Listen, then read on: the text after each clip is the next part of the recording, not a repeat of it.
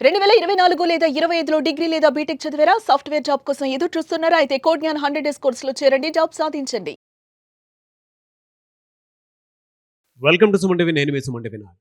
రోజు కొద్ది మనం చూస్తే ఏ విధంగా అయితే ట్రెండ్ మారుతూ వస్తూ ఉందో, అలాగే గణేషుని లడ్డుకి సంబంధించినటువంటి ట్రెండ్ కూడా మారుతుంది. 2,00,00,000 వరకు కూడా వెళ్తుందనమాట ఆ లడ్డూ పాట. చట్టబద్ధంగా చూసుకుంటే అది ఎంతవరకు కరెక్ట్? అండ్ ఈ ట్రెడిషన్ ఏదైతే ఉందో అది ఎప్పటినుంచో వస్తూ ఉంది కదా!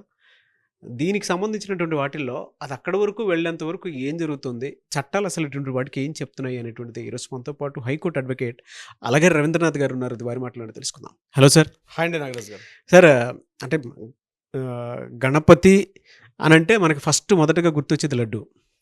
దాని తర్వాత మొత్తం కార్యక్రమాలు అయిపోయిన తర్వాత చివరగా లడ్డు వేలంపాట వేస్తారు. వేలంపాట వేసే ప్రాసెస్‌లోనే అది ఎలా అనంటే కొంతమంది ఆహ్, గణపతిని మంచిగా పంపించడం కోసం అని చెప్పేసి వేలంపాట వేసేటువంటి వాళ్ళు ఉంటారు. కొంతమంది ఎన్‌జీఓస్ కోసం వేసేటువంటి వాళ్ళు ఉంటారు. కొంతమంది రకరకాల తీరుగా ఉంటుంది. కొంతమంది ఏంటంటే ఇమేజెస్ కోసం, అంటే నేనే గొప్ప అనుకుని చూపించుకోవడం కోసం వేసేటువంటి వాళ్ళు కూడా చాలామంది ఉంటారు. బట్ ఇవాళ ఆ స్థాయి ఎక్కడి వరకు వెళ్ళిపోయిందంటే కోట్లలో ఉంది. ఇప్పుడు లడ్డూ పాట అంటే కోట్లలోకి వెళ్ళిపోతుంది. అది అది బెనిఫిట్ ఎక్కడికి, ఎందుకు వెళ్తుంది, ఎవరికి వెళ్తుంది, లేదా దానిని ఆసరాగా తీసుకొని అదర్ థింగ్స్ కోసం ఏమైనా యూజ్ చేస్తున్నారా అనేటువంటి దాని మీద కూడా రకరకాల స్పెక్యులేషన్స్ అయితే ఉన్నాయి. చట్టాలు అసలు అటువంటి వాటికి ఏం చెప్తున్నాయి? లడ్డూ పాట అనేది చట్టబద్ధంగా ఎంతవరకు కరెక్ట్ అంటారు అసలు? గణపతి బప్పా మోరియా, ఆదా లడ్డు ఖాలియా, ఇది ఒక నినాదం. గణపతి నవరాత్రోత్సవాల్లో ప్రతి చోట ఎక్కడైతే గణేష్ మండపాల దగ్గర, అదేవిధంగా గణేషుని యొక్క నిమజ్జనం జరిగే ప్రదేశాల్లో కూడా ఈ యొక్క నినాదం బాగా వినిపిస్తుంటుంది. గణపతి బప్పా మోరియా, ఆదా లడ్డు ఖాలియా. గణపతి బప్పా మోరియా అంటే అందరికీ తెలుసు. గణపతి ఇది మరాఠా ప్రాంతంలో ఉన్నటువంటి ఒక జనబాహుల్యం ఉన్నటువంటి ఒక వర్డ్ ఇది. యాక్చువల్గా గణపతి అంటే గణపతి, బప్ప అంటే తండ్రి, గణపతి తండ్రి. మోరియా అంటే చాలామంది తెలియజేసేటంటే మోరియా అన్నటువంటి ఒక వ్యక్తి ఈ 14th సెంచరీలో ఆయన ఒక గురువు గారు అనమాట. గణపతిని బాగా జనబాహుల్యంలోకి తీసుకెళ్ళినటువంటి ఒక పెద్ద గురువు గారు, ఆచార్యుడు అని చెప్పుకోవచ్చు మనం. ముఖ్యంగా పూణే, అదేవిధంగా చింతామణి ఆ ప్రాంతాల్లో బాగా జనబాహుల్యం తీసుకెళ్ళినటువంటి ఒక గురువు గారు. సో గణపతిని తీసుకొచ్చిన వ్యక్తి కాబట్టి గణపతి యొక్క శిష్యుడు, గణపతి గారిని బాగా పూజింపజేసినటువంటి ఒక గురువు గారు కాబట్టి గణపతి బప్పా మోరియా అని పిలుస్తారు. ఇది కాస్త పక్కన పెడదాం. ఇక రెండో వర్డ్ మీరు మాట్లాడిన పాయింట్కి వద్దాం. ఆదా లడ్డు ఖాలియా. మేము ఆదా లడ్డు తిన్నాము. ఓ గణపతి బప్పా మోరియా, ఆదా లడ్డు ఖాలియా. ఆదా లడ్డు ఖాలియా అంటే లడ్డూని మేము తింటున్నాం. అక్కడ వరకు బాగానే ఉంది. కానీ మీరు చెప్పినట్టుగా గడిచిన కొన్ని దశాబ్దాలుగా ఈ లడ్డూని, అంటే నవరాత్రి ఉత్సవాల్లో ఏదైతే గణపతి చేతిలో ఒక లడ్డూని ఏదైతే పెడుతున్నారో ఆ లడ్డూని వేలంపాటలో ఒక రేటు కొనుక్కోవడం అనేది ఒక ఆనవాయితీగా, ఒక సంప్రదాయంగా వస్తుంది. అసలు మీరు అడిగినటువంటి విషయం ఏంటంటే చట్ట ప్రకారంగా అలా వేలంపాట వేయవచ్చా, వేయకూడదా, వేస్తే విధి విధానాలు ఏమిటి అన్నది ఈ వీడియోలో మనం తెలుసుకుందాం నాగరాజ్ గారు. ముఖ్యంగా లడ్డూ పాటను వేలం వేయవచ్చా? 100% చట్ట ప్రకారంగా, న్యాయ ప్రకారంగా, మనకున్నటువంటి చట్టాల ప్రకారంగా వేలంపాట వేయవచ్చు. ఇది క్లియర్గా ఉంది. ఏ పద్ధతి ప్రకారం వేయవచ్చు అంటే మనకి 1987 Andhra Pradesh Hindu religious and institutions charitable act అని ఒక చట్టం ఉంది. ఆ చట్టం ప్రకారం వీటిని డొనేషన్ కింద వేస్తారు. అంటే డొనేషన్ కింద అంటే చేతిలో ఉన్నటువంటి లడ్డూని ఆ లడ్డూ యొక్క దానికి లడ్డుకు ధర నిర్ణయించట్లేదు. ఇది కేవలం దాని ఒక సంప్రదాయం, ఒక కస్టమ్స్, ఒక ఆచారంగా, ఒక సెంటిమెంటల్గా, ఒక రిలీజియస్ కస్టమ్స్గా మనం తీసుకొని దాన్ని ఒక పద్ధతిగా దాన్ని చేసుకునే అవకాశం కూడా మనకి ఈ ఎండోమెంట్ యాక్ట్ 1987 ప్రకారం కూడా ఇట్లాంటి డొనేషన్ తీసుకోవచ్చు. డొనేషన్ తీసుకునే అధికారం అయితే ఆ యొక్క దీనికి ఉంది. మీరు ముఖ్యంగా మన హైదరాబాద్ లాంటి సిటీలని, ముంబై లాంటి ప్రధాన నగరాల్లో కూడా కొన్ని మండపాలకి పాన్ కార్డు కూడా ఉంది. కొన్ని మండపాలకి రిజిస్ట్రేషన్ చేసిన సర్టిఫికేట్స్ కూడా ఉన్నాయి. ఇన్కమ్ ట్యాక్స్ నుంచి, కమర్షియల్ ట్యాక్స్ నుంచి కూడా income tax certificates, pan card కూడా ఉన్నటువంటి కొన్ని మండపాలు కూడా ఉన్నాయి. అవునండి, కొన్ని మండపాలకి ఇప్పుడు మీరు బాలాపూర్ ఉంది, బాలాపూర్ యొక్క మండపానికి బహుశా నాకు తెలిసినంత మేరకు దానికి పాన్ కార్డు కూడా ఉండొచ్చు. అదేవిధంగా ఖైరతాబాద్లో మన అత్యంత ఎత్తైన వినాయకుడిని ఏదైతే పెడుతున్నారో అక్కడ కూడా పాన్ కార్డు ఉంటుంది. చాలా ప్రాంతాల్లో కూడా, ముంబైలో కూడా వాటికి పాన్ కార్డ్స్ కూడా ఉంటాయి. అంటే ఎప్పుడైతే పాన్ కార్డ్స్ ఉంటాయో 80G ప్రకారం, 12E ప్రకారం ఏంటంటే ఇన్కమ్ ట్యాక్స్ ప్రకారంగా కూడా వాటికి ఎగ్జామ్షన్ వచ్చే అవకాశం ఉంటుంది. ఇన్కమ్ ట్యాక్స్ నా పాయింట్ తర్వాత చెప్తాను, ముందు ఇక్కడ చట్టం ప్రకారంగా మాట్లాడుకుందాం.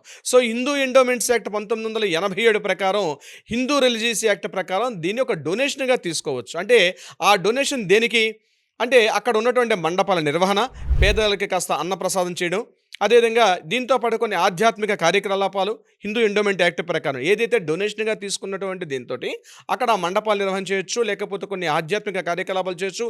హిందూ మత సంబంధమైనటువంటి కొన్ని ఆధ్యాత్మిక కార్యకలాపాల కోసం ఈ అమౌంట్ని వినియోగించుకోవచ్చు. ఇది చట్ట ప్రకారంగా 1987 ఇప్పుడు నేను చెప్పిన యాక్ట్ ప్రకారం ఇది చట్ట ప్రకారంగా వేలం వేసుకోవచ్చు. నెంబర్ 2, ఈ వేలం వేసుకున్నటువంటి ఆ సమయంలో నియమ నిబంధనలు ఎలా ఉంటాయి? ఈ బిడ్లో ఎవరు పార్టిసిపేట్ చేసుకోవచ్చు? బిడ్డలు ఎవరైనా పార్టిసిపేట్ చేసుకోవచ్చు. Any person can participate in the bid. ఆక్షన్లో ఎవరైనా పార్టిసిపేట్ చేసుకోవచ్చు. దీనికి నియమం అంటే ఏజ్ కానీ అటువంటి తారతమ్యాలు ఎవరైనా వేసుకోవచ్చు. ఇక బిడ్ ఆక్షన్ మొత్తం ఏదైతే ఉంటుందో ఆ ఆక్షన్ మొత్తాన్ని కూడా ఆ యొక్క లడ్డూకు ధర నిర్ణయం కాకుండా దాన్ని డొనేషన్గా మాత్రమే తీసుకుంటారు. సో ఇది ఒక ఇంపార్టెంట్ రూల్. ఆక్షన్లో పార్టిసిపేట్ చేసి బిడ్ వేసిన వ్యక్తి ఏమైనా ట్యాక్స్ చెల్లించాలా? ఇన్కమ్ ట్యాక్స్ యాక్ట్ 1961 ప్రకారం సెక్షన్ 2/24 సబ్ క్లాజ్ 2A ప్రకారం క్లియర్గా మెన్షన్ చేస్తారు. ఇటువంటి సంప్రదాయ ప్రకారంగా ఏదైతే చేస్తారో వీటి మీద taxes under the section 80G ప్రకారం వీటికి ఎగ్జంప్షన్ ఉంటుంది. అంటే వీటి మీద ట్యాక్స్లు అన్నవి ఉండవు. ఇది గుర్తుపెట్టుకోవాల్సిన విషయం. ఇన్కమ్ ట్యాక్స్ చట్టం ప్రకారం క్లియర్గా చెప్తుంది. ఆక్షన్లో పార్టిసిపేట్ చేసే మొత్తం ఇందాక మీరు అన్నట్టుగా కోట్ల రూపాయలకు వెళ్ళిపోయింది. ఇంతకుముందు 100 ఉండేది 1000 రూపాయలకు వచ్చింది. 1000 రూపాయల నుంచి లక్షల నుంచి రీసెంట్గా బాలాపూర్ లడ్డు కోట్ల రూపాయల్లో వెళ్తున్నట్టుగా కూడా ఇప్పుడు మనం వార్తలు చూస్తూ ఉన్నాం. సో ఎన్ని కోట్ల రూపాయలకైనా వాటి మీద హిందూ రిలీజియస్ యాక్ట్ ప్రకారం under the income tax act ఇప్పుడు నేను చెప్పిన సెక్షన్ ప్రకారం వాటి మీద ఎగ్జంప్షన్ అయితే డెఫినెట్గా ఉంటుంది. ఇది కూడా ఇంపార్టెంట్ పాయింట్. ఇక 3వది GST దీనికి వర్తిస్తుందా వర్తించదా?